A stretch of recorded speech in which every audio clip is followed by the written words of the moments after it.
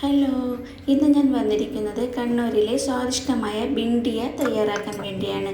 ആദ്യം തന്നെ നമുക്ക് ശർക്കര ഉരുക്കാൻ വേണ്ടി വെക്കാം. 4 കഷ്ണം ശർക്കരയാണ് ഞാൻ ഇതിനെടുത്തിരിക്കുന്നത്.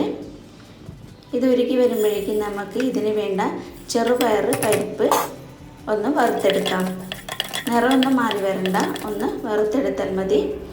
അതൊന്ന് മാറ്റി വെച്ച് ഇനി നമുക്ക് പാനിലേക്ക് 1 സ്പൂൺ ഓയിൽ ഒഴിച്ചു കൊടുക്കാം. അതിലേക്ക് ഒരു തേങ്ങയാണ് ചിരകിയത് ഞാൻ എടുത്തിരിക്കുന്നത്.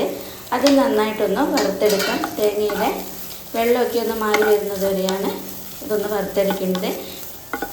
ബ്രൗൺ കളറൊന്നും ആകേണ്ട ആവശ്യമില്ല. അത് നന്നായിട്ട് ശർക്കരയൊക്കെ ഉരുക്കി വന്നിട്ടുണ്ട്.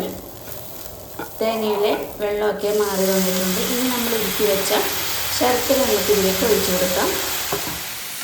എല്ലാം കൂടി ശർക്കര തേങ്ങയിലേക്ക് നന്നായിട്ട് പിടിച്ച് വരുന്നത് വരെ നമുക്കിത് മിക്സ് ചെയ്ത് കൊടുക്കണം. വീണ്ടും ഞാൻ അല്പം കൂടി ശർക്കര ഒഴിച്ചു കൊടുത്തിട്ടുണ്ട്. ഇനി 1 സ്പൂണ് നെയ്യ് ഒഴിച്ചു കൊടുക്കുന്നുണ്ട്. 1 സ്പൂണ് ഏലക്കാപ്പൊടിയും കൂടി ചേർത്ത് കൊടുക്കുന്നുണ്ട്.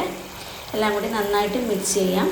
ഇനി നേരത്തെ വറുത്ത് വെച്ച ചെറുപയർ പരിപ്പ് ഇതിലേക്ക് ഇട്ട് കൊടുക്കാം. എല്ലാം കൂടി നമുക്ക് നന്നായിട്ട് മിക്സ് ചെയ്ത് നന്നായിട്ട് കുറുകി വരുന്നത് വരെ നമുക്ക് ഇളക്കി കൊടുത്തിരിക്കാം. ഇനി നന്നായിട്ട് തണിഞ്ഞതിന് ശേഷം നമുക്ക് ഈ ഒരു ഷേപ്പിൽ ഉരുളിയാക്കി എടുക്കാം.